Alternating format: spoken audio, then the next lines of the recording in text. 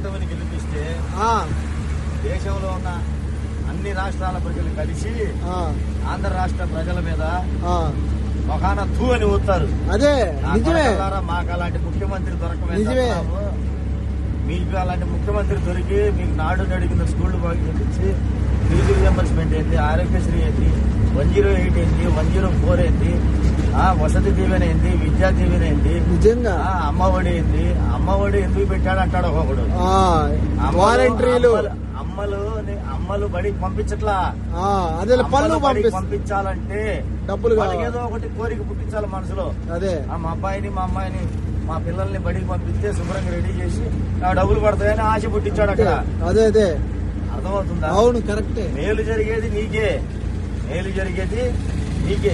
కానీ నీకు మేలు చేయడానికి కూడా నీ స్వార్థం ఉంటేనే నువ్వు పంపిస్తావు కాబట్టి నీకు ఆ డబ్బులు వేస్తున్నాడు.